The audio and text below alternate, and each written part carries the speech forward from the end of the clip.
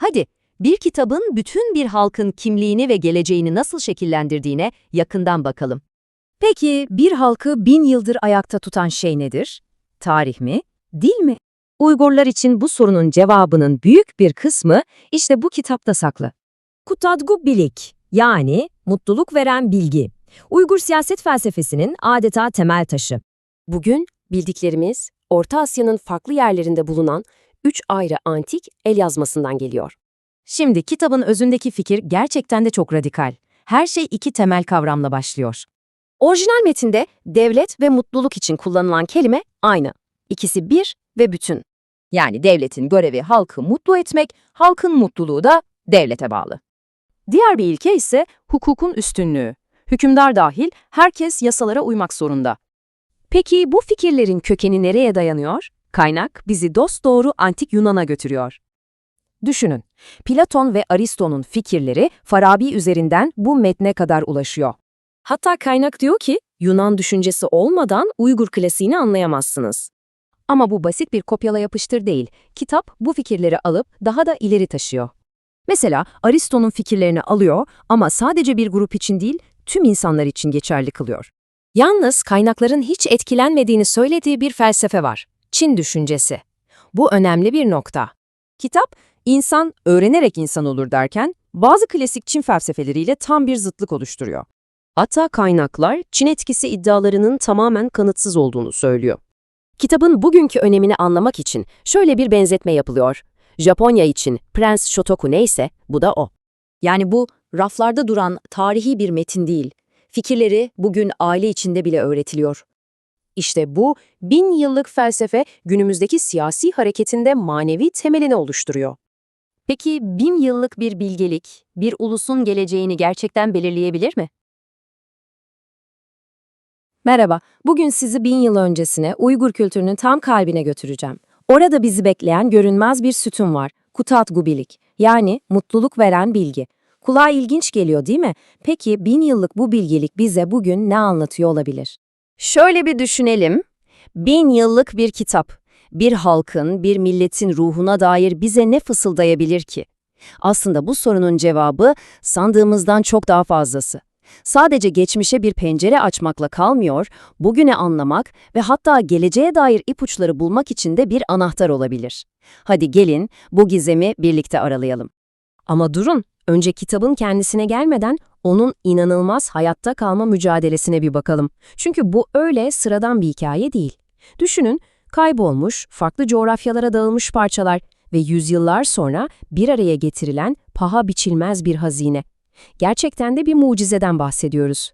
İşte o mucizenin hikayesi.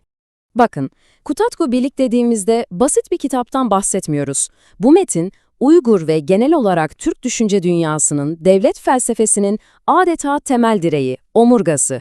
Öyle ki o olmasaydı 11. yüzyılın entelektüel haritasında kocaman bir boşluk olurdu. Bugün elimizde tuttuğumuz o tek ciltlik kitap aslında en başından beri böyle değildi. Tam tersi. Yüzyıllar boyunca kayıptı ve birbirinden binlerce kilometre uzaktaki 3 ayrı el yazmasından oluşuyordu.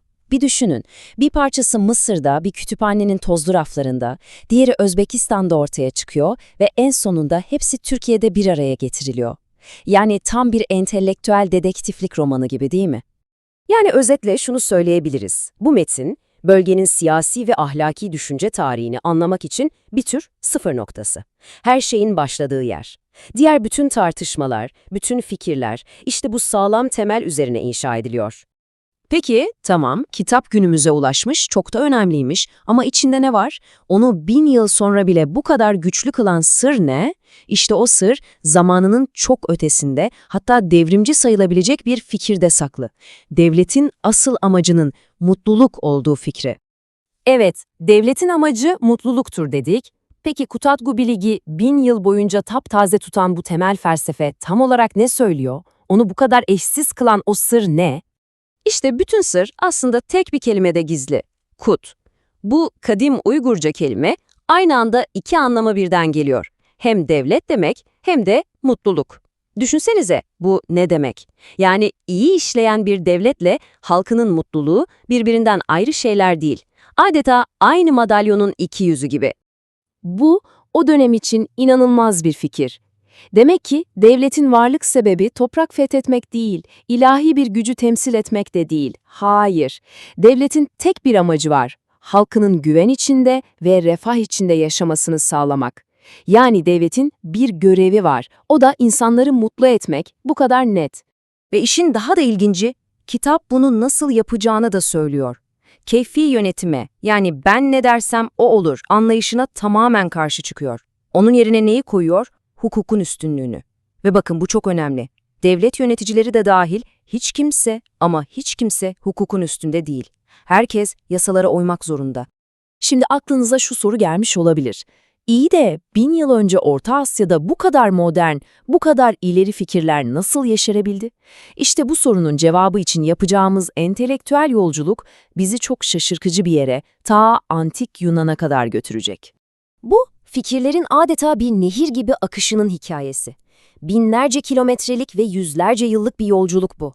Her şey antik Yunan'da Platon ve Aristo ile başlıyor. Sonra bu fikirler İslam'ın altın çağında Farabi gibi büyük alimler tarafından Arapçaya çevrilip yeniden yoğruluyor. Ve en sonunda da bu zengin birikim Uygur düşünürlerinin elinde yepyeni özgün bir senteze dönüşüyor. Zaten Uygur klasik metinlerini okuduğunuzda Yunan felsefesine yapılan göndermeler o kadar açık ve o kadar derin ki bunun bir tesadüf olma ihtimali yok. Bu çok bilinçli, çok köklü bir entelektüel bağın en net kanıtı. Ama bence en etkileyici kısım şu. Kutadıgu Bilik bu Yunan felsefesini alıp sadece tekrar etmiyor. Hayır. Onu alıyor, yorumluyor ve bir adım öteye taşıyor. Mesela Aristo insanın siyasi bir hayvan olduğunu söyler ama aynı zamanda köleliğin doğal bir şey olduğunu düşünür. Kutadıgu Bilik ise bu fikri alıyor ama köleliği ve bir ırkın diğerinden üstün olduğu fikrini kökünden reddediyor. Yani çok daha evrensel, çok daha eşitlikçi bir insanlık anlayışı sunuyor. Fakat ne yazık ki bu zengin entelektüel miras günümüzde siyasi bir tartışmanın da tam ortasında kalmış durumda. Soru şu, bu harika fikirlerin asıl kaynağı neresi? Bugün kitabın kökenleriyle ilgili iki temel görüş adeta çarpışıyor. Bir yanda bazı Çinli akademisyenler var. Onlar felsefenin kaynağının Konfüçyüs gibi Çinli düşünürler olduğunu söylüyorlar. Diğer yanda ise bu iddiayı kesin bir dille reddeden ve köklerin Yunan, İslam ve eski Uygur Budist düşüncesinin bir sentezi olduğunu savunan bir görüş var. Hatta iş o noktaya varmış ki incelediğimiz kaynak Çinli akademik çevrelerin yaptığı çevirileri doğrudan eleştiriyor. İddia şu ki bu çevirilerde bazı kelimeler belli bir siyasi anlatıya uydurmak için kasıtlı olarak değiştiriliyor ve bu da tamamen yanlış yorumlara yol açıyor. İşte bu entelektüel bir mirasın nasıl bir mücadele alanına dönüşebileceğinin çok çarpıcı bir örneği. Peki tüm bu tartışmalar bir yana, 11. yüzyılda yazılmış bir kitap, bugün 21. yüzyılda neden hala bu kadar önemli, nasıl oluyor da bu kadar büyük bir güce sahip olmaya devam ediyor? Bu metnin kültürel önemini belki de en iyi şöyle bir benzetmeyle anlatabiliriz. Japon kültürü için Prens Shotoku'nun yazdığı 17 maddelik anayasa neyse, işte Kutadgu Bilik de Uygur kimliğinin felsefi temelleri için tam olarak o. Yani bir kurucu metin, bir mihenk taşı. Kitabın 1000 yıldır eskimemesinin sırrı da işte bu evrensel ve zamansız ilkelerde yatıyor. Ne diyor bu ilkeler? İnsan ancak bilgi ve bilgelikle gerçek anlamda insan olur. En büyük tehlike cehalettir. Gerçek mutluluk tek başına bulunmaz, toplumun içinde bulunur. Ve belki de en önemlisi, öğrenme ve bilgelik arayışı asla bitmez, ömür boyu sürer. Kısacası bu müzelik antik bir metin değil, hayır, bu ilkeleriyle bugünün modern dünyasına, hatta geleceğe bile ışık tutabilecek capcanlı, yaşayan bir felsefe. Evet, Kutadgu Bilik adeta yeniden keşfedilmiş, paha biçilmez bir entelektüel hazine. Ve bu durum insanı ister istemez şu soruyla baş başa bırakıyor. Kim bilir daha nice böyle görünmez sütun, farklı kültürlerin tarihinde tozlu raflarda bizler tarafından keşfedilmeyi bekliyor. Bu düşünsel yolculukta bize eşlik ettiğiniz için çok teşekkürler. Sana hemen çok basit bir soru sorarak başlamak istiyorum. İnsan hakları, köleliğin reddi, hukukun üstünlüğü veya işte devletin asıl amacının vatandaşlarını mutlu etmek olduğu fikri sence nerede doğmuştur? Muhtemelen herkesin aklına ilk olarak Avrupa geliyordur. Kesinlikle.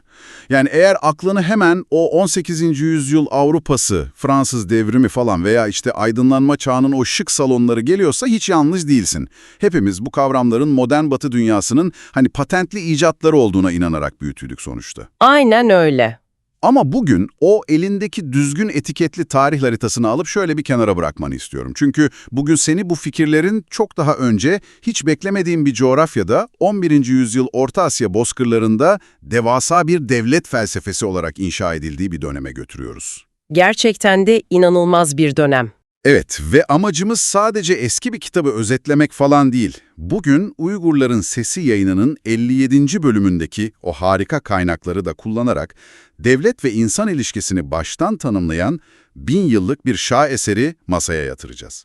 Bu derinlemesine incelemede bu antik metnin bugün bile küresel krizlerimize nasıl ayna tuttuğunu keşfedeceğiz. Ve bu gerçekten baş döndürücü bir yolculuk. Üzerinde konuşacağımız metin 1069 yılında kaleme alınan Kutadgubilik, yani mutluluk veren bilgelik. Bu eski Uygur felsefesinin ve klasik edebiyatının tartışılmaz zirvesi kabul ediliyor. Ancak mesele şu ki bu eseri sadece raflarda duran antik bir bilgi yığını veya işte tozlu bir şiir kitabı olarak ele alırsak asıl büyük resmi kaçırırız. Kesinlikle. Peki nedir o büyük resim? Karşımızda son derece pratik bir siyasi rehber, ruhsal bir manifesto var ve en önemlisi devletsiz bırakılmış bir halkın bugün bile varoluşunu üzerine inşa ettiği sarsılmaz bir felsefi kolon duruyor. O zaman lafı uzatmadan bu anıtın fiziksel olarak günümüze nasıl ulaştığıyla başlayalım bence. Çünkü ortada öyle tek bir parça halinde, sihirli bir şekilde kütüphaneden önümüze düşen bir kitap yok anladığım kadarıyla. Yok hayır, keşke öyle olsaydı. Aksine dünyanın farklı köşelerine dağılmış adeta Orta Asya siyasi düşüncesinin parçalanmış bir rozeta taşı var elimizde. Kesinlikle öyle. Yani eserin günümüze ulaşabilen sadece 3 ana el yazması nüshası var ve bu metnin bir araya getirilme süreci tam bir dedektiflik hikayesi. Ya evet, o kısmı çok ilginç. İlk parça Özbekistan'ın Fergana bölgesinde bir sahafta tamamen tesadüf eseri bulunuyor. Bu nüsha Çağatay Uygur alfabesiyle yazılmış ve içeriği en iyi korunmuş olanı. Ancak asıl gizem diğer iki parçanın coğrafi ve dilsel dağılımında gizli. İkinci nüshanın durumu tam bir ironi zaten. Orijinal eski Uygur alfabesiyle yazılmış, yani eserin kendi ana dilinde. Ama bugün Uygurlar arasında bile bu alfabeyi okuyabilen insan sayısı bir elin parmaklarını geçmiyor. Çok acı bir durum aslında. Kendi insanına bile şifreli hale gelmiş bir metin düşünsene. Üçüncü nüsha ise beni gerçekten koltuğuma çiviledi. Mısır'da çıkıyor ortaya. Evet, Kahire'de. Aynen. Kahire Kütüphanesi'nde El-Ezer Üniversitesi yakınlarında bulunuyor. Ve Arap harfleriyle Uygurca yazılmış. Yani bu, dünyanın farklı yerlerine dağılmış bir medeniyet yapbozunun parçalarını bulup, eski bir felsefenin genetik haritasını yeniden çıkarmak gibi bir şey. Tam anlamıyla bir yapboz. Düşünsene, Fergana'da bir nüsha, muhtemelen Turfan civarında yazılmış eski bir alfabe ve ta Kahire'ye kadar, muhtemelen Memlükler veya İpek Yolu tüccarları aracılığıyla uzanan bir başka metin. 3 farklı alfabe, 3 farklı kıta ve coğrafya. İnanılmaz bir yolculuk. İşte bu noktada bu dağınık yapbozu birleştiren o kilit isme geliyoruz. Almanya'da eğitim almış Türk profesör Reşit Rahmeti Arat. Kendisi İstanbul'da bu 3 parçayı alıp yıllar süren inanılmaz titiz bir çalışmayla tek bir metin haline getiriyor. Ama Profesör Arat'ın yaptığı şey basit bir kelime çevirisi değildi herhalde, değil mi? Yani bu dağınık parçaların içinde kaybolmuş bir medeniyetin o devlet ve insan modelinin genetik kodlarının yattığını biliyordu bence. Tam olarak bu. Bu sıradan bir restorasyon değil, adeta bir kültürel rönesans çabasıydı. Çünkü metin birleştiğinde ortaya çıkan ana fikir dönemi için tahayyül bile edilemez bir kavramdı. Nedir o kavram? Eserin adı mutluluk veren bilgelik. Eski Uygur felsefesinde metnin orijinal dilinde devlet kelimesiyle mutluluk kelimesi tam anlamıyla eş anlamlı kullanılıyor. İkisi aynı şey. Bir saniye, burada durmak zorundayım. Mutluluk mu? 11. yüzyılda mı? Evet, tam olarak öyle. Dinleyicimiz de muhtemelen şu an nasıl yani diyorudur. Çünkü 1069 yılından bahsediyoruz. Hani Haçlı seferlerinin arifesi, imparatorlukların birbirini boğazladığı, Selçukluların Bizans'ın kılıç şakırdattığı çok kanlı bir şah.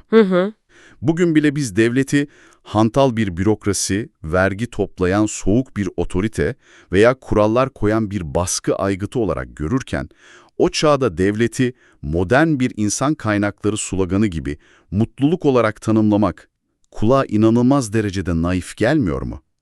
Yani böyle bir devlet nasıl hayatta kalabilir ki? İlk başta çok naif görünebilir ama aslında son derece pragmatik ve radikal bir sistem tasarımı bu. Eski çağlara baktığında devletlerin ortaya çıkışı ile ilgili genelde iki argüman görürsün. Neymiş onlar? Ya gökten inmiş tanrısal bir yetkiyle kutsal bir hakla var oldukları iddia edilir. Klasik krallıklar gibi. Aynen.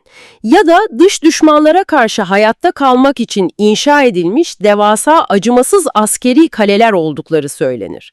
Yani devlet ya yeryüzündeki bir tanrıdır ya da devasa bir savaş makinasıdır. Yani ikisi de bireyi ezen, insanı sadece bir tebaa veya harcanabilir bir asker olarak gören yapılar. Aynen öyle. Ancak Kutatku Bilik'in sunduğu bu modelde devletin varoluş amacı o topluluğun üyelerinin güvenli, huzurlu ve hepsinden önemlisi mutlu bir şekilde yaşamasıdır. Şaka gibi. İki dudağı arasından çıkamayacağını, ortak tartışma, akıl ve rıza ile belirlenmesi gerektiğini savunur. Hukukun üstünlüğü kavramı burada devreye girer. Yani kanunlar sadece yönetilen halkı değil, yöneticinin kendisini de bağlar. 11. yüzyılda hukukun üstünlüğü ve yöneticinin sınırlandırılması. Bu gerçekten sarsıcı bir şey.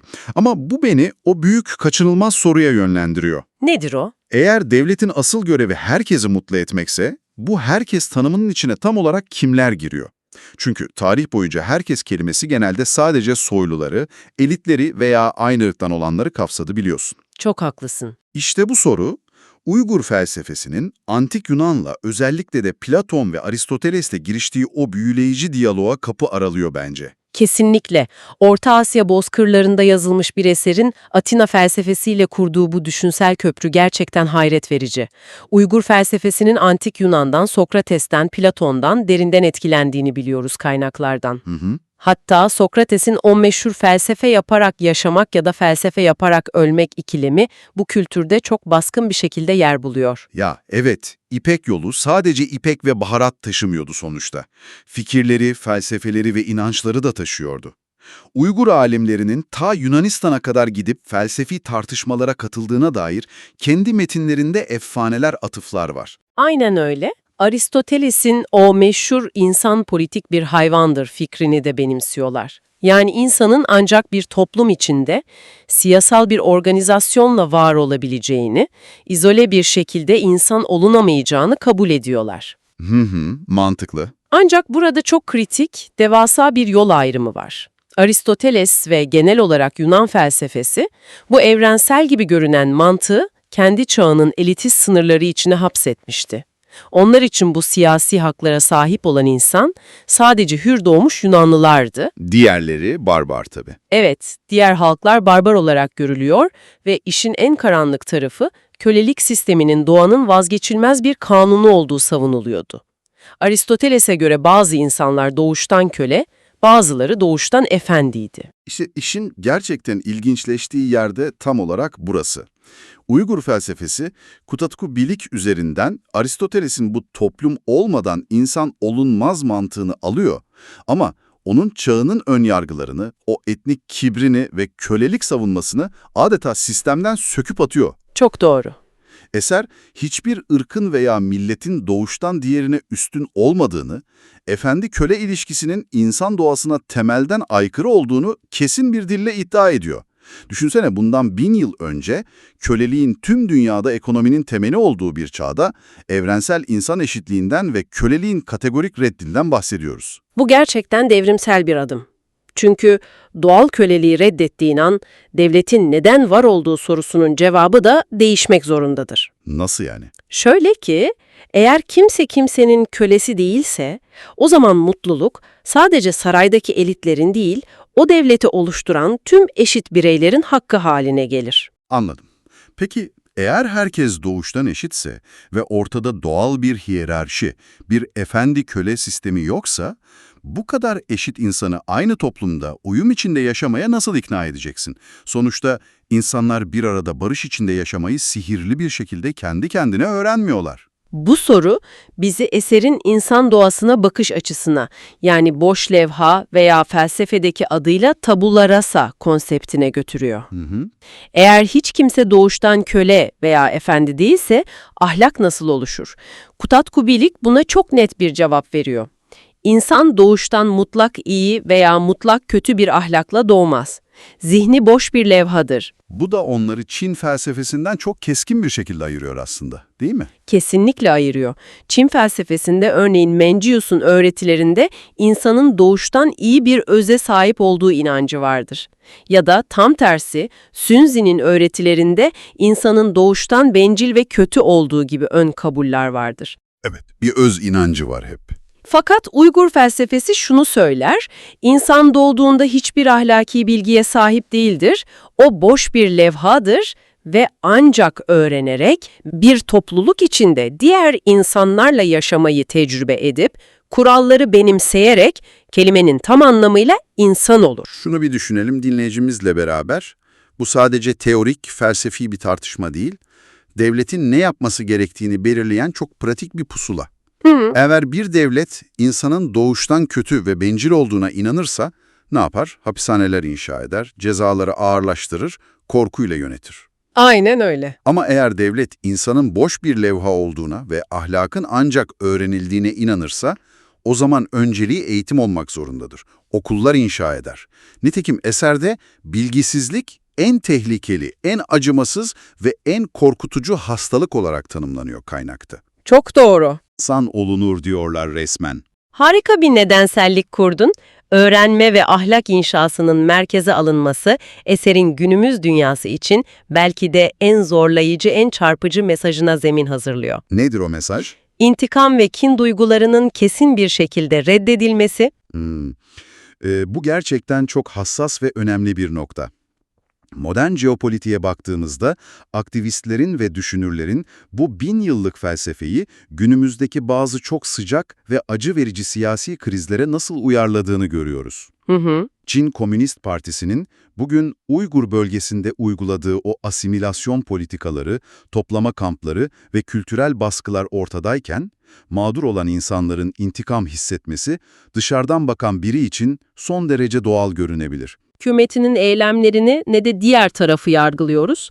Sadece kaynağımızın aktardığı kadarıyla Uygur hakları savunucularının ve entelektüellerinin bu durumu nasıl yorumladığını raporluyoruz. Kesinlikle. Çok iyi bir hatırlatma oldu. Biz sadece metnin bugün nasıl yankılandığına bakıyoruz. Ve tam da bu noktada aktivistler Kutadgu-Bilig'i bir ahlaki kalkan olarak kullanıyorlar. Çünkü eser nefreti, kini ve şiddet döngüsünü kesin bir dille yasaklıyor. Boş levha teorisine geri dönersek, eğer şiddete şiddetle karşılık verirseniz, kendi toplumunuzun levhasını da nefretle, zorbalıkla doldurmuş olursunuz. Sadece bu da değil bence. Bu metin, hani bugün Orta Doğu'daki veya dünyanın başka yerlerindeki radikal grupların benimsediği o intikam ve terörizm mantığının da bu köklü felsefede hiçbir yere olmadığını kanıtlıyor. Kesinlikle. Eser açıkça şunu söylüyor. Şiddet ve nefret, mutluluğun ve adil devletin bir numaralı düşmanıdır. Karşı taraf ne kadar acımasız olursa olsun, o şiddet sarmalına girmek seni o bilgisizlik karanlığına geri çeker. Adalet arayışı başka bir şeydir, kan davası ve terör bambaşka bir şey. Bu metin şiddetsizliği ahlaki bir zayıflık değil, medeniyeti koruyan en güçlü zırh olarak konumlandırıyor resmen. İşte tam da bu felsefi derinlik, bu metnin aslında kimin mirası olduğu konusunda modern bir akademik savaşında fitilini ateşliyor. Bu sadece eski bir metin değil sonuçta. Günümüz jeopolitik savaş alanlarının, kültürel aidiyet tartışmalarının tam merkezinde duran canlı bir belge. Evet, bir felsefenin kökenine kimin sahip çıkacağı, aslında o bölgeye ve kültüre kimin hakim olacağı tartışmasının doğrudan bir yansıması.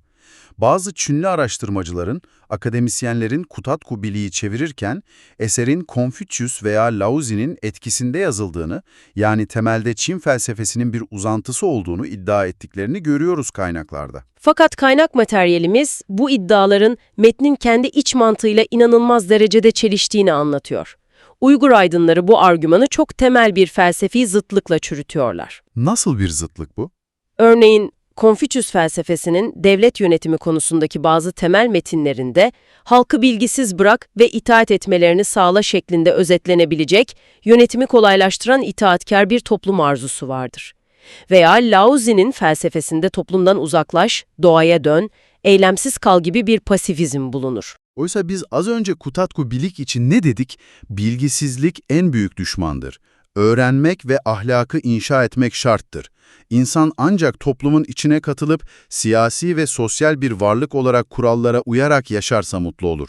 Aynen öyle. Yani bu eserin aktif, öğrenmeye aç ve sosyal katılımı şart koşan mantığı, iddia edilen o eski Çin felsefeleriyle taban tabana 180 derece zıt. Peki o zaman bu fikri altyapı nereden geliyor? Analizlere göre eğer bu eserin köklerini illa bir yere bağlayacaksak bu eski Çin felsefesi değil, eski Uygur Budist düşüncesidir. Maitri Simit ve Altun Yaruk yani Altın Işık gibi Kutatgu Bilik'ten çok daha eski dönemlere ait Uygur Budist metinleri var. Bu metinler o sürekli öğrenme, aydınlanma ve evrensel merhamet felsefesinin altyapısını hazırlamıştır. Hatta daha da çarpıcı bir tarihi gerçek var. Kumarajiva adlı inanılmaz derecede önemli bir Uygur Budist alimi var. Evet, ismini duymuştu. Bu kişi Sanskritçe ve Hotanca gibi dillerdeki devasa Budist külliyatını Çince'ye çevirerek Çin Budizmini bizzat şekillendiren kişidir. Vay canına. Yani etkinin yönü Çin'den Uygurlara doğru değil, Uygurlardan Çin'e doğruydu. Bu çok ama çok önemli bir detay. Ve eğer bunu büyük resme bağlarsak, bu akademik tartışmalar, köken arayışları sadece öyle üniversite koridorlarında kapalı kapılar ardında kalmıyor. Asla kalmıyor. Bu eser bugün hala aktif olarak siyasi bir manifestoya, devletsiz kalmış bir halkın hayatta kalma aracına, bir kalkana dönüşmüş durumda. Kesinlikle öyle. Yakın zamanda Japonya'da Seiryo-Kaikan'da düzenlenen bir etkinlik bunun en somut örneğiydi aslında. Dünya Uygur Kurultayı Başkanı Dolkun İsa, Japonya'nın tanınmış gazetecilerinden Kaori Arimoto'nun da katılımıyla çok kritik bir buluşma gerçekleştirdi. Orada sadece tarihi bir metin konuşulmadı, o metinin bugünkü karşılığı konuşuldu. O etkinlikteki en vurucu anlardan biri Çin'deki toplama kamplarından kurtulan bir tanığın anlattıklarıydı sanırım. Evet, inanılmaz sarsıcıydı. Bu kadın kampta kendi yaşlı insanlarına zorla Çince öğretmenliği yapmaya mecbur bırakılmıştı. Düşünebiliyor musun? Kültürel bir silinme operasyonunun ortasında kendi büyüklerine, kendi dilini unutturmak için bir araç olarak kullanılıyorsun. Çok ağır bir travma. İşte Dolkun İsa ve diğer aktivistler Kutatku Bilik'i tam da bu yüzden kürsüye taşıyorlar. Diyorlar ki, siz bizi kamplara kapatıp dilimizi silmeye çalışabilirsiniz ama bizim medeniyet kodumuz, hukukun üstünlüğünü ve eşitliği savunan 1000 yıllık bu felsefedir. Ve bu yaklaşım sadece antik metinlerle sınırlı kalmıyor. Muhammed Emin Buğra'nın Doğu Türkistan tarihi veya Turgun Almas'ın çalışmaları gibi yakın dönem eserlerle de destekleniyor. Temel mesaj çok net aslında. Nedir o? Devletsiz kalmak fiziksel bir yenilgi olabilir. Sınırlarınızı, ordunuzu veya topraklarınızı kaybedebilirsiniz. Ancak felsefi direnişinizi, kim olduğunuzu tanımlayan o entelektüel kökleri koruduğunuz müddetçe millet olarak yok olmazsınız. Kutatku Bilik burada sadece edebi bir eser değil, kültürel bir hafıza, asimilasyona karşı örülmüş aşılmaz bir duvar işlevi görüyor. İnanılmaz, gerçekten. O halde bu harika derinlemesine incelememizi yavaş yavaş toparlarken dinleyicimizle beraber en baştaki o tarih haritasını geri dönelim bence. Dönelim. Bugün birlikte 11. yüzyıl Orta Asya'sına uzandık ve ne bulduk? Köleliği doğal bir hak sayan antik Yunan fikrini elinin tersiyle iten, tüm insanların doğuştan eşit olduğunu savunan bir vizyon, Hı hı. Devleti kutsal bir tiran veya savaş makinesi olarak değil, tamamen insanların güvenliğini ve mutluluğunu sağlamak için tasarlanmış bir araç olarak gören bir sistem. Kesinlikle. İnsanı doğuştan kötü değil, boş bir levha olarak kabul eden, eğitimi, öğrenmeyi ve empatiyi devletin bir numaralı görevi yapan bir akıl. Ve belki de en önemlisi, intikamı, kan davasını ve şiddeti kesin bir dille reddedip medeniyeti bilgiyle korumayı emreden muazzam bir Uygur ve Türk devlet felsefesi bulduk. Bu metnin bize öğrettiği en büyük ders, bence insanın insanlaşma sürecinin hiçbir zaman bitmediğidir. Öğrenmek sadece kitap okumak değil, topluma karışmak, farklı fikirleri anlamak, şiddeti reddedip bir arada yaşamayı inşa etmektir. Çok doğru. Hatta bu felsefeye göre şu an bu yayını dinleyen dinleyicimiz bile aslında kendi insanlığını inşa etmeye devam ediyor. 1000 yıl önce yazılmış bu metin, bugün hala bir halkın ayakta kalma mücadelesine ilham verebiliyorsa, o fikirlerin gücü hiçbir sınır tanımaz demektir. Bugünkü sohbetimizi bitirirken dinleyicimizden aklında kalmasını istediğim, seni belki biraz rahatsız edip düşünmeye sevk edecek son bir şey var. Bu yayını dinledikten sonra şunu bir kafanda kur. Demokrasiyi, hukukun üstünlüğünü veya sosyal eşitliği hep Batı'nın, modern çağın laboratuvarlarından çıkmış fikirler olarak görmeye ne kadar da şartlanmışız, değil mi? Maalesef öyle. Acaba diyorum dünyanın başka köşelerinde, unutulmuş kütüphanelerde veya bugün baskıcı rejimler tarafından silinmeye çalışılan başka hangi dillerde, hangi antik metinlerde bugünkü iklim krizlerimizi, bitmek bilmeyen o kısır savaşlarımızı veya intikam döngülerimizi çözecek daha ne gibi mutluluk veren bilgelikler yatıyor olabilir? Bizim henüz yeniden keşfetmediğimiz neler var? Çok güzel bir soru. Bunu bir düşün. Bir sonraki derinlemesine incelememizde görüşmek üzere. Bazen paha biçilmez böyle 1000 yıllık antik bir eser bulursun Hı. ama onu güzelce sergilemek yerine üzerine gelen oklara karşı bir kalkan gibi kullanmaya başlarsın. Çok ilginç bir benzetme oldu bu. Bugün tam olarak bunu hissettiren bir metni, Mutluluk Veren Bilgi adlı 11. yüzyıl Uygur felsefi eserini ve bunun modern Uygur hareketine nasıl bağlandığını inceliyoruz. Harika bir konu. Açıkçası metnin Uygur felsefesinin kökenlerini açıklarken kullandığı bu karşılaştırmalı tarihsel argümanlar, akademik nesnellikle politik savunmacılık arasında sıkışıp kalma riski taşıyor. Kesinlikle öyle.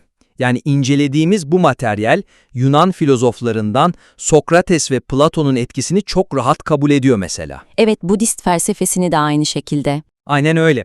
Buraya kadar her şey harika ama konu Çin felsefesine, özellikle de Konfüçyüs ve Laozi'ye geldiğinde yazar bir anda kapıları inanılmaz sert kapatıyor.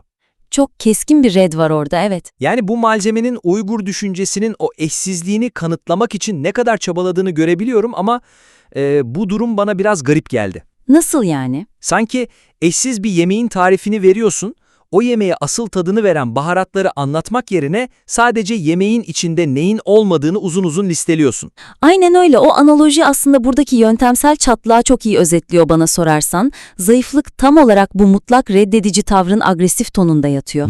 Kaynak metin Çin felsefesinin etkisini tamamen dışlıyor. Yani Çinli akademisyenlerin kasıtlı olarak yanlış çeviriler yaptığını falan söyleyip etkileşimin tarih boyunca sıfır olduğunu kanıtlamaya çalışıyor. Sıfır demek çok iddialı tarihsel bağlamda. İmkansız, yani dinleyicimizin ve yazarın hedef kitlesinin İpek Yolu tarihine ne kadar hakim olduğunu biliyoruz. Tabii canım, okuyucu bu konuları biliyor zaten.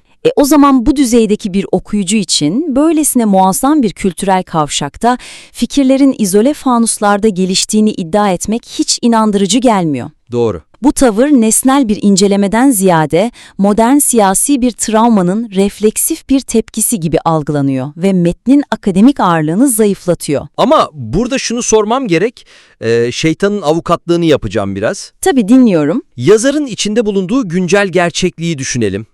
Çin devletinin Uygur tarihini, kültürünü asimile etmeye yönelik aktif politikaları ortada. Kesinlikle öyle. Çok ağır bir durum. Hal böyleyken yazarın bu felsefi bağı tamamen koparmak istemesi, Çin etkisini kökten reddetmesi bir hayatta kalma güdüsü değil mi? Evet. Yani yazardan kendi kültürel travmasını bir kenara bırakıp tamamen soğukkanlı bir dil beklemiyor muyuz? Bu biraz haksızlık olmaz mı? Yazarın motivasyonunu anlamak ile kullandığı argümanın işe yarayıp yaramadığını değerlendirmek iki farklı şey aslında. Anladım. Psikolojik boyutta bu reddediş elbette çok anlaşılır, haklı bir zemine de dayanıyor. Ancak biz burada yazarın kendi davasına yaptığı katkıyı maksimize etmeye çalışıyoruz. Etkiyi artırmak istiyoruz yani. Aynen öyle. Bir fikrin saf ve el değmemiş olduğunu, diğerinden hiçbir şey almadığını kanıtlamaya çalışmak her zaman savunmacı ve zayıf bir pozisyondur. Peki ne yapmalı yazar bunun yerine? Gelişim için önerim şu: kültürel etkileşimleri salt bir inkar üzerinden değil, doğrudan kavramsal zıtlıklar üzerinden sunmak. Yani kanıtlara dayalı analitik bir felsefi inceleme yapmak gerekiyor. Çarpıtmaları kanıtlamaya harcanan enerjiyi iki felsefenin doğasındaki yapısal uyuşmazlığı sergilemeye yönlendirmeliyiz. Yani okuyucuya biz onlardan hiçbir şey almadık demek yerine bizim felsefemizin temel kodları onların kodlarıyla ontolojik olarak bir arada var olamaz diyorsun. Kesinlikle. Bu çok daha sarsılmaz bir argüman. Peki bunu metin içindeki o zengin detaylarla nasıl somutlaştırabiliriz? Yani pratik bir örnek üzerinden gidelim. Tabii hemen somut bir örnek vereyim. Metin halihazırda Uygurların o meşhur insan öğrenerek insan olur, insanlık bilgiyle kazanılır felsefesini çok güzel işliyor. Evet, o kısımlar çok etkileyiciydi. Buna alın, metnin zaten atıf yaptığı Konfüçyüsçü o halkı bilgisiz bırakma, sadece itaat ettirme doktriniyle doğrudan yapısal bir çarpışmaya sokun. Anladım. Okuyucuya Çinli akademisyenler yalan söylüyor demek yerine bu iki kavramın neden felsefi olarak kan uyuşmazlığı yaşadığını gösterin. Yani öğrenmeyi varoluşsal bir amaç gören 11. yüzyıl epistemolojisi itaati merkeze alan bir devlet felsefesiyle entegre olamaz deyin. Aynen öyle, harika özetledin. Laozi'nin toplumdan izole olma fikriyle Uygur felsefesindeki o toplum içinde erdemli devlet inşa etme fikri nasıl taban tabana zıt, bunu kanıtlayın. Bu hamle okuyucunun yazara olan güvenini inanılmaz arttırır gerçekten. Kesinlikle, çünkü yazar artık kaçan biri değil, karşılaştırmalı felsefe alanında ustalıkla gezinen bir entelektüel oluyor. Bu durum metnin geçmişi nasıl kurguladığıyla ilgiliydi bence. Ancak bu geçmişi kurgulama biçimindeki o endişeli hal, anlatının bugüne nasıl ulaştığına da yansıyor. Nasıl bir yansıma görüyorsun orada? Şöyle ki, metnin ilerleyen bölümlerinde yazar, o muazzam derin fikirlerden, yani devletin mutlulukla eşdeğer olduğu, köleliğin reddi gibi konulardan günümüz bağımsızlık hareketine ulaşıyor. Evet, oradaki köprüden bahsediyorsun. Aynen. Fakat sonra kelimenin tam anlamıyla bir anda sayfanın ortasında Dolkun İsa'nın katılacağı bir etkinliğin duyurusu beliriyor. Tarih, saat, mekan detaylarıyla birlikte. Antik felsefi kavramlar ile günümüzdeki siyasi hareketler arasındaki bu anlatısal köprü, organik akışı fena halde bozuyor. Gerçekten öyle. Felsefi bir bütünlükten ziyade ani bir eylem çağrısı hissi yaratıyor. O kadar keskin bir geçiş ki okuyucu neye uğradığını şaşırıyor. Çok kopuk bir yapı var orada. Düşünsene, muazzam tarihi bir senfoniyi dinliyorsun, tam o crescendo anında orkestra şefi arkasını dönüp sana bir market alışveriş listesi okuyor. Cidden tam olarak böyle hissettiriyor. Zihniniz o 1069 yılında gezinirken birden 29 Eylül saat 18.30'da salonundayız cümlesine çarpıyorsunuz. Bütün o felsefi inşa sadece bir ilana trafik çekmek için yapılmış gibi. Buradaki temel zayıflık iki farklı dünyanın, yani kavramsal olanla pratik olanın kaynaştırılamaması. İntikam döngüsünün reddi gibi derin tartışmalardan modern bir konferans davetiyesine geçiş çok mekanik. Kesinlikle. Yazarın inşa ettiği o otorite saniyeler içinde buharlaşıyor. Okuyucu 1000 yıllık bir felsefeyi içselleştirirken birden bir aktivizm bülteninin içine düşüyor. O yüzlerce yıllık bilgelik pragmatik bir afişe indirgenmiş oluyor. Argümanını anlıyorum ama burada yine biraz yazarın tarafını tutacağım. Tabii, buyur. Yazarın sonuçta çok pratik ve acil bir amacı var. Bu metni okuyan insanların o konferans salonuna gelmesini istiyor. Oradaki kamp mağdurunun sesini duyurmak istiyor, evet. Aynen öyle. Bu gerçek dünyada karşılığı olan bir eylem. Etkinlik duyurusunu felsefi teorilerin içine çok gömersek o aciliyet kaybolmaz mı? Anlıyorum ne demek istediğini ama Yani bu doğrudan daveti koruyup metnin onurunu da zedelememenin bir yolu yok mu? var tabii ki. Önerim eylem çağrısını silmek veya görünmez kılmak değil zaten. Tam tersine eylem çağrısını felsefenin ta kendisi yapmak. Felsefenin kendisi yapmak derken Yani antik metnin sunduğu ahlaki öğretilerle güncel etkinliğin kendisi arasında mantıksal bir köprü kurmaktan bahsediyorum. Anladım. O duyuruyu bir yama gibi sona eklemek yerine 1000 yıllık o felsefenin bugün o salonda ete kemiğe bürünmüş hali olarak sunmalıyız. Etkinlik o felsefenin yaşayan kanıtı olmalı. Peki bu mekanizmayı metin içinde nasıl işleteceğiz? Okuyucuyu o salona felsefi bir gereklilik hissiyle nasıl sokarız? Yine metnin kendi malzemesini kullanacağız. Mesela 11. yüzyıl eserindeki intikam mantığının ve şiddet döngüsünün reddi argümanını alalım. Evet. Bu sadece tarihi bir not değil ki, bunu alıp doğrudan bugünkü Uygur hareketinin stratejisine bağlayabilirsiniz. Harika bir fikir. Düşünsenize toplama kamplarına o kültürel soykırıma rağmen bugünkü hareket neden teröre veya kör bir intikama kaymıyor? Çünkü o 1069 yılındaki eserin genetiğini taşıyor. Aynen öyle. Evrensel hukuku savunmak modern bir zorunluluk değil, Uygur felsefesinin bugünkü canlı tezahürüdür diyebilir yazar. İnanılmaz güçlü bir bağlam oldu bu. Yazar okuyucuya 11. yüzyılda atalarımız bunu söylemişti, bugün biz en zor şartlarda bile bu ilkelere sadık kalıyoruz diyor. Ve böylece o salondaki etkinlik basit bir toplantı olmaktan çıkıyor, tarihi bir duruşmaya, felsefi bir eyleme dönüşüyor. Çok mantıklı. O sondaki duyuruyu da tam bu çerçevenin zirvesine yerleştireceksiniz. Bir konuşmacı dinleyeceğiz diyerek değil. Evet, o tanıklığı bir insanlık eylemi olarak sunacak. Kesinlikle. Onca şiddete teslim olmadan aydınlığı ve insan kalmayı seçmenin en somut eylemi olarak çerçeveleyecek. Gelin ve felsefenin nasıl hayatta kaldığına şahit olun derseniz o duyuru sırıtmaz. Aksine tüm metnin doğal bir varış noktası olur. Tam olarak öyle. Böylece okuyucu bana bir ilan okutuldu demez, tarihin bir parçası olmaya davet edildim der. Muazzam bir çözüm bu. Evet, yapısal sorunları bu şekilde aşabiliriz. Peki geçmişle bugün arasındaki bu eylemsel köprünün eksikliği aslında yazarın okuyucuyla kurduğu genel diyaloğa da sirayet ediyor mu sence? Kesinlikle. Çok derin bir psikolojik bariyeri işaret ediyor bu durum. Çünkü ben metin boyunca özellikle modern günlere atıf yapılan kısımlarda yazarın sürekli araya girip görünmez bir jüriye açıklama yaptığını hissettim. Sürekli bir kendini savunma hali var. Aynen.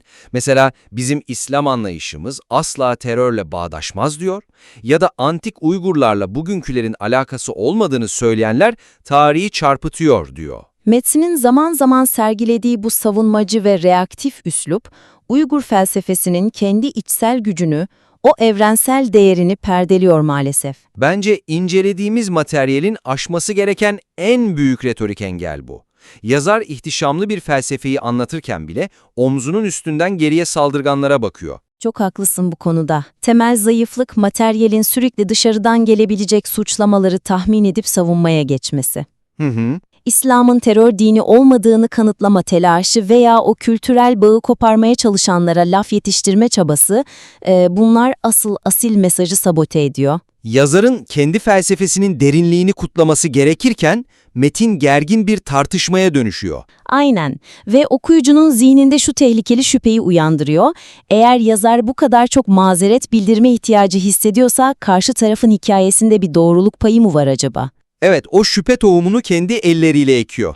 Ama burada yine seninle yapıcı bir şekilde ters düşmek zorundayım. Tabii ki dinliyorum. Yazarın beyan edici, kendinden emin bir tonda yazması gerektiğini anlıyorum ama yazarın yaşadığı dünyanın gerçekliği çok acımasız. Kesinlikle öyle. Uygur hareketi şu an devlet destekli milyarlarca dolarlık bir dezenformasyon kampanyasının hedefi durumunda. Doğru, sürekli aşırılıkçı olmakla suçlanıyorlar. Kökleri inkar ediliyor.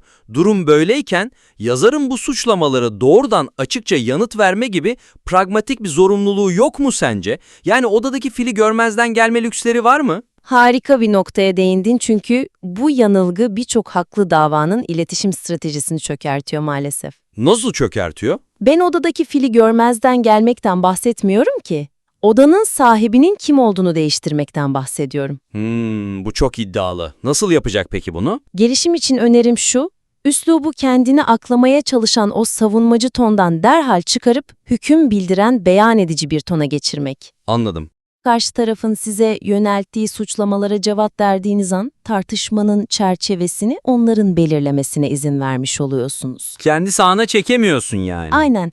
Sizi sanık sandalyesine oturtturuyorlar. Siz de hayır ben öyle değilim diyerek onların otoritesini meşrulaştırıyorsunuz. Yani biz terörist değiliz cümlesinin kendisi bile o terör kelimesini senin kimliğinle aynı cümleye soktuğu için zavar veriyor, öyle mi? Çok doğru. Söylemin gücü tam olarak burada işte. Uygur felsefesinin şiddeti reddetmesini, aşırı gruplara yönelik suçlamalardan sıyrılmak için bir kanıt olarak sunmaktan vazgeçmeliler. Bunun yerine ne demeliler peki? Bunun yerine bu metinleri modern insan hakları ve evrensel adalet kavramlarından yüzlerce yıl önce ortaya konmuş öncü bir insanlık başarısı olarak ilan etmeliler. Çok net bir fark var arada. Tabii, biz o suçladığınız insanlar değiliz demek bir savunmadır. Ama biz evrensel insan hakları felsefesinin tarihi kurucularıyız demek bir hükümdür, beyandır. İkincisi, düşmanın argümanını cevaplamaz, onu tamamen ezer geçer. Aynen öyle, önemsizleştirir. Vizyon farkı inanılmaz gerçekten. Birinde hayatta kalmaya çalışan bir kurbanın sesini duyuyoruz, diğerinde tarih sahnesinde kendi yerini talep eden bir kurucunun sesini. Kesinlikle. Peki yazar bu Çinli veya Batılı akademisyenlerin işte modern Uygurların antik metinlerle bağı yoktur şeklindeki saldırılarına nasıl bir tonda karşılık vermeli sence? O akademisyenlere kızarak, onlara laf yetiştirerek kendi metninin seviyesini asla düşürmemeli. O tartışmayı hiç meşrulaştırma diyorsun. Asla meşrulaştırmamalı. Tarihsel sürekliliği kanıtlanması gereken şüpheli bir teori gibi değil, güneşin doğuşu gibi reddedilemez bir gerçeklik olarak sunmalı. Çok iyi. Larda bile bizim kültürel DNA'mızda yaşıyor. Bu ilham verici bir gerçektir demeli. Kendini kanıtlamak zorunda hissetmeyen o üslup, felsefeye duyulan saygıyı çok arttırır gerçekten. Kesinlikle öyle. Savunma yapmayı bıraktığınızda insanlar size saldırmayı bırakıp sizi dinlemeye başlarlar. Metnin sahip olduğu o muazzam entelektüel ağırlığı kendi duruşuna nasıl aktarabileceğinin harika bir özeti oldu bence bu. Umarım yazar için faydalı olur. Bugün yaptığımız bu derinlemesine sohbette materyalin potansiyelini zirveye taşıyacak 3 temel stratejik mekanizmayı çözdük aslında. Evet, çok verimli bir tartışma oldu. İlk olarak tarihi felsefenin kökenlerini tartışırken Çin etkisini sadece kızgın bir refleksle reddetmenin nesnelliğe zarar verdiğini gördük. Bunun yerine Uygur düşüncesindeki öğrenerek insan olma idealiyle itaate dayalı felsefeler arasındaki yapısal çatışmaları analiz etmeyi önerdik. İkinci olarak da okuyucuyu 1000 yıllık bir felsefeden aniden güncel bir konferans duyurusuna düşüren o yapısal uçurumu ele aldık. Aynen o, market alışveriş listesi benzetmesi. Evet, o etkinliği basit bir reklam panosu olmaktan çıkarıp antik felsefedeki şiddeti reddetme ilkesinin modern ve yaşayan eylemine dönüştürmeyi, o organik köprüyü kurmayı önerdik. Ve son olarak da metinin kılcallarına sızmış olan o savunmacı tonu masaya yatırdık. Ki bence en önemlisi buydu. Bence de. Sürekli biz öyle değiliz diyerek görünmez suçlamalara cevap vermenin metni zayıflattığını konuştuk. Onun yerine hüküm bildiren sarsılmaz bir beyan üslubuna geçilmesini tavsiye ettik. Kesinlikle öyle. Dinleyicimizin bu metne ne kadar derin bir tutkuyla bağlı olduğu her satırından belli oluyor zaten. İnanıyorum ki bu yapısal değişimleri uyguladığında metin geçmişe dair bir savunma belgesi olmaktan çıkıp geleceği şekillendiren bir manifestoya dönüşecek. Ben de öyle düşünüyorum. Dinleyicimizi bu eyleme geçirilebilir adımları uyguladıktan sonra çalışmasını yepyeni bir görünümle tekrar bize sunmaya davet ediyoruz. Kesinlikle tekrar bekliyoruz. İlk başta konuştuğumuz o metafora geri dönersek, elinizdeki bu paha biçilmez metin, yalan oklarından korunmak için arkanıza saklanacağınız bir kalkan değil. O, yüzyıllardır karanlık zamanlarda insanlığa yön veren bir meşale, onu yüzünüzü kapatmak için değil, yolunuzu aydınlatmak için en yüksekte tutun ve bırakın gücü kendiliğinden konuşsun. Bir sonraki incelemede görüşmek üzere. Görüşmek üzere. Welcome to the debate. Farklı perspektifleri ve materyaller üzerindeki derinlemesine analizleri ele aldığımız entelektüel söylemlerin kesiştiği noktaya hoş geldiniz. Hoş geldiniz. Bugün 11. yüzyıla ait o klasik Uygur başyapıtını yani mutluluk veren bilgiyi, Kutatku Bilik'i konuşacağız. Bu metnin Uygur felsefesi, kimliği ve o siyaset teorisi üzerindeki derin etkisini inceliyoruz. Kesinlikle. Ve bu tartışma eserin sadece tarihsel kökenlerini değil, günümüzdeki yansımalarını da detaylandıran çok kapsamlı bir kaynak materyalden doğuyor aslında. Aynen öyle. Ve bugünkü temel çerçevemiz, o büyük anlaşmazlık noktamız şu: bu tarihi eserin asıl gücü, asıl işlevi nedir? Yani evrensel eşitliği savunan, döneminin çok ötesinde ilerici bir politik devlet inşa modeli mi? Ben bu taraftayım. Hani eserin Yunan elitizmini aşarak hukukun üstünlüğüne dayalı kusursuz bir anayasal çerçeve çizdiğini savunuyorum. Ben de tam karşısında duruyorum diyebilirim. Yani metnin asıl değerinin devlet yönetiminden ziyade hani o insan doğasını, ahlaki direnci şekillendiren felsefi bir hayatta kalma stratejisi olduğunu iddia ediyorum. Çünkü intikamı reddedip öğrenmeyi merkeze alıyor. O zaman pozisyonlarımızı biraz daha açalım. Ben doğrudan eserin o devlet kurucu kodlarından başlamak istiyorum. Kaynak materyalde çok çarpıcı bir detay var. Eski Uygurca'da devlet ve mutluluk kelimeleri, Kut kelimesi evet. evet kut, ikisi aynı anlama geliyor. Yani bu basit bir kelime oyunu değil bence. Bu devletin varoluş amacının doğrudan vatandaşını mutlu etmek olduğunu gösteren çok sağlam bir devlet felsefesi. Bir statecraft manifestosu. Anlıyorum. Ve bakın, bu metin Platon ve Aristoteles gibi Yunan düşünürlerinden ilham alıyor, evet. Ama Aristoteles'in o köleliği meşrulaştıran elitist yaklaşımını tamamen reddediyor. Evrensel bir demokrasi ve eşitlik anlayışı getiriyor. Yani Japonya'daki Prens Shotoku'nun 17 maddelik anayasası gibi düşünün. Tabii, yapısal bir benzerlik kurulabilir. Hani dışarıdan ithal edilen bir şey değil, tamamen kendi öz kültürüne dayanan hukukun üstünlüğü ilkesiyle inşa edilmiş pratik bir devlet modeli.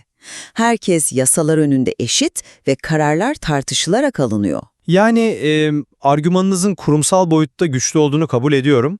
Bu devlet modeli okuması çok yaygın.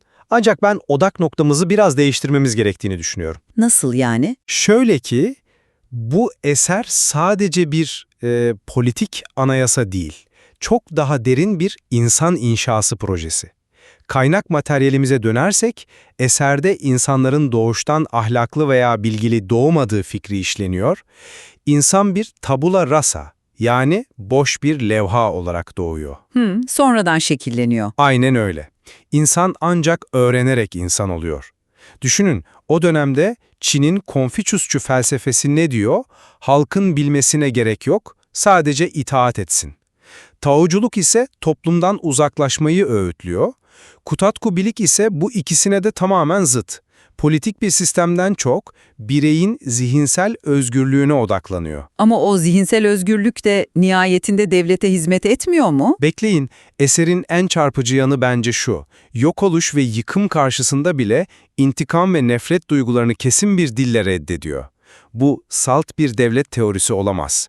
Bu, halkın ruhunu şiddet sarmalından koruyan ahlaki bir hayatta kalma kalkanı.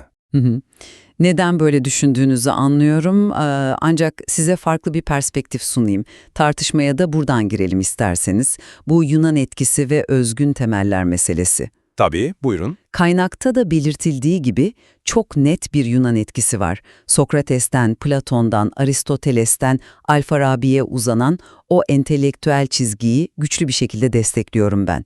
Ama dediğim gibi Aristoteles'in sadece Yunanlıların politik hayvan olduğu fikrini çöpe atıyor Yusuf Has Hacip. Kesinlikle o elitizmi yıkıyor. Şuna benzetiyorum ben bunu.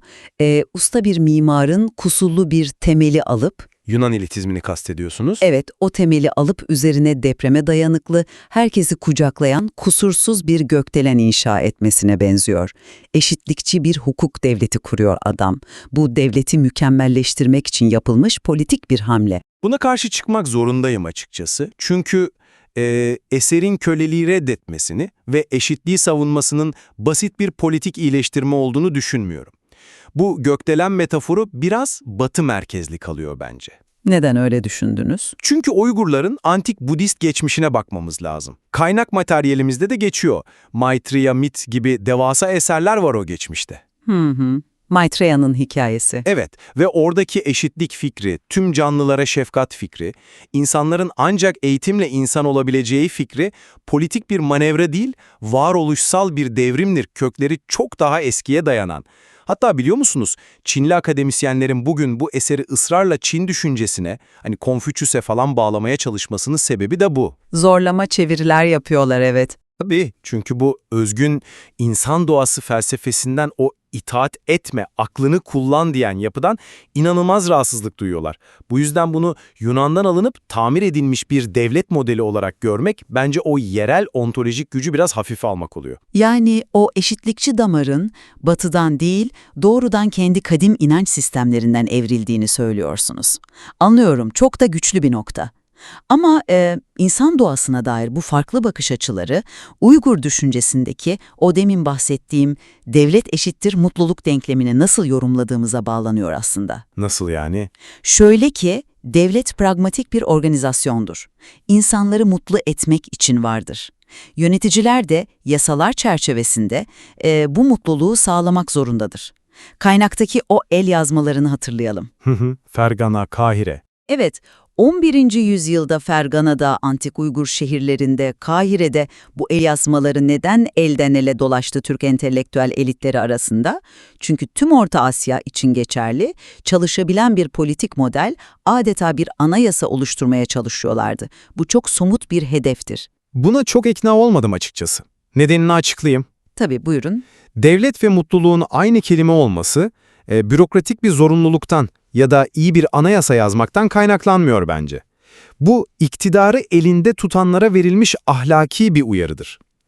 Gerçek mutluluk, hani o insanın en karanlık güdülerinden, özellikle intikamdan arınmasıyla elde ediliyor bu metne göre.